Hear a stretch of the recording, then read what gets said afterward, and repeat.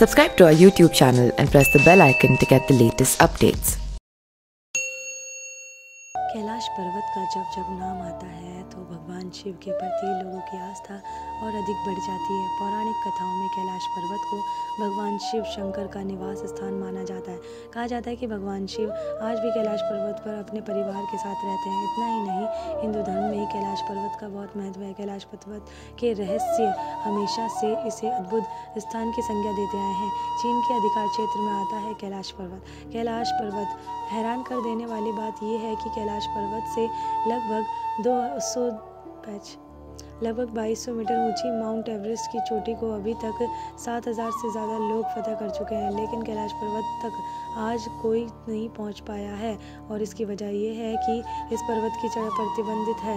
इसकी वजह यह भी है कि कैलाश पर्वत हिमालय के उत्तरी क्षेत्र तिब्बत में स्थित है और वो इलाका चीन के अधीन है। ऐसे में कैलाश पर्वत चीन में आता है। इस पर्वत पर रिसर्च करने वाले वैज्ञानिक ये कह चुके हैं कि यहाँ तक किसी का चढ़कर आना एकदम असंभव है। कैलाश पर्वत के इन रहस्यों के बारे में आज तक दुनिया भर के वैज्ञानिक कुछ पता नहीं लगा पाए हैं। कैलाश पर्वत चढ़ने की कोशिश करने वाले लोगों का ये हाल। ऐसा नहीं है कि किसी ने भगवान शंकर के निवास स्थान तक पहुंचने की कोशिश नहीं की, लेकिन जो भी वहां तक पहुंचा उसने मौत को अपनी आंखों से देखा।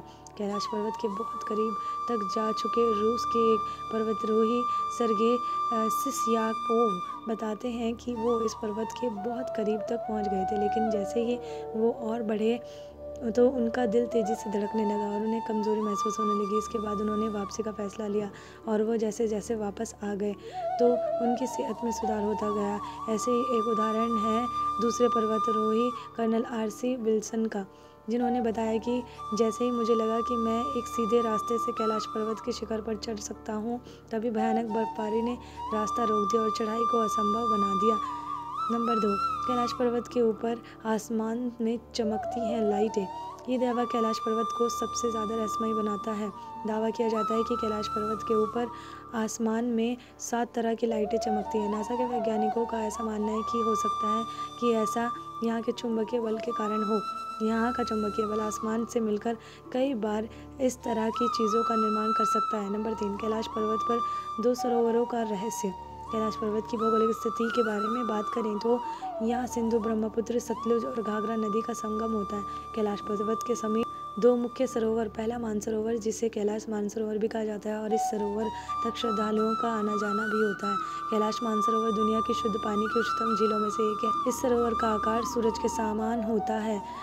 दूसरा राक्षस नामक झील, जो दुनिया की खारे पानी की उच्चतम झीलों में से एक है।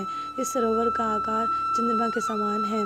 इस तरह कैलाश मानसरोवर झील सकारात्मक और राक्षस झील नकारात्मक ऊर्जा का स्रोत है। जब दक्षिण से देखते हैं तो एक स्वस्तिक चिन्ह वास्तव में देखा जा सकता है। ये अभी तक रहस्य है कि ये झीलें प्राकृतिक तौर पर निर्मित हुई हैं कि ऐसा उन्हें बनाया गया है। नंबर 4, कैलाश पर्वत पर अच्छी आत्माएं करती हैं निवास। ऐसी मान्यता है कि जो व्यक्ति अच्छे काम करता है उसे स्वर्ग अर्थात कैलाश पर्वत पर स्थान मिलता है। कहते हैं कि कैलाश पर्वत पर सिर्फ पुण्य आत्माएं ही निवास करती हैं। कैलाश पर्वत और उसके आसपास के वातावरण पर अध्ययन कर चुके वैज्ञानिकों का मानना है कि यहाँ चारों ओर एक प्रकार की अलौकिक शक्ति का प्रवाह होता है, जिसमें आज भी कई तपस्वी गुरु अपनी साधना करते हैं और ईश्वर से संबंध स्थापित करते हैं। ये वजह है कि इस स्थान को अप्राकृतिक शक्तियों का केंद्र माना जाता है। नंबर 5, कैलाश पर्वत की आकृति भी है रहस्यमय। कैलाश पर्वत की आकृति भी अपने आप में रहस्यमय है। इस पर्वत का आकार एक पिरामिड के समान है और वैज्ञानिक इसे धरती का केंद्र बताते हैं। इस पर्वत की आकृति का जिक्र रामायण में भी है। धरती के इस केंद्र को एक्सिस मुंडी माना जाता है, जिसका वर्णन दुनिया की नाभि या दुनिया के केंद्र बिंदु के रूप में किया जाता है। इसे आकाशीय ध्रुव और भौगोलिक ध्रुव का केंद्र माना जाता है। माना जाता है कि यही वह बिंदु है जहाँ आकाश धरती से आकर मिलता है। यहीं पर आकर 10 दिशाओं का मिलन होता है। नंबर 6, कैलाश मानसरोवर के आसपास डमरू बजते हैं।